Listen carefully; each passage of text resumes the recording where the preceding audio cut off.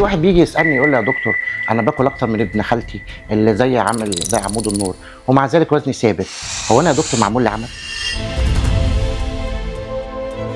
بص يا سيدي، في فرق كبير من ان انت جسمك ياكل كتير وبين ان هو يستفيد من الاكل ده. يعني انت ممكن تبقى معزوم على وليمه كبيره واكل اكل كتير جدا بس جسمك واخد نظام دايت لوحده. عشان كده لازم تبقى عارف ان اسباب النحافه مش بس نقص الاكل، ممكن يكون الجسم حرقه عالي، ممكن تكون في اسباب في الجهاز الهضمي وتكون تعبان. الناس دي بيمر عليها الاكل وعلى جسمها مرور الكرام، بمعنى اصح هو بيخش والجسم ما بيستفدش منه. وفي ناس كتير بتاكل غلط، ياكل وجبه واحده في اليوم ويقول لك ده انا اكلت كتير جدا النهارده. يا عم مش كتير ولا حاجه، ده انت اللي انت بتعمله ده صيام غير معلن. ثانيا النحافه المرضيه دي قصه ثانيه خالص، لما الاكل ما بيعملش فرق في الوزن بسبب مشاكل مرضيه. ممكن تكون الغده الدرقيه شغاله فوق طاقتها، ممكن يبقى في نقص في امتصاص من ناحيه الامعاء او عنده قولون عصبي.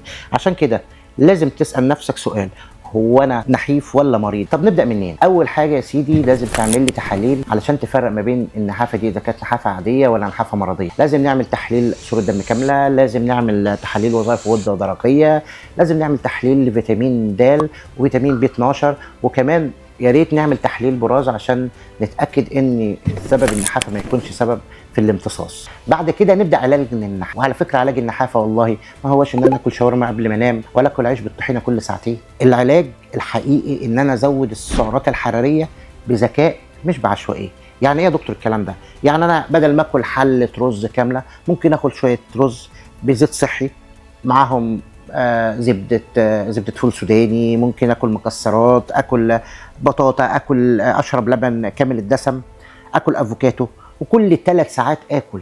مش اكل بقى لما افتكر ان انا نسيت اكل. طبعا النوم الكويس والنفسيه الحلوه دول بيكملوا باقي العلاج، لان الجسم لو مش مرتاح مش هيقدر ان هو يزيد مهما اكلت. باختصار النحافه مش دايما ان انت مش بتاكل، احيانا بتكون بتاكل بس جسمك مش سامعك. فاسمع جسمك واهتم بيه علشان ما تتهمش الغده هي اللي نحست. وافتكر دايما ان الصحه والجمال كلمتين لجمله واحده ولا يمكن يبقوا 2. بحبكم.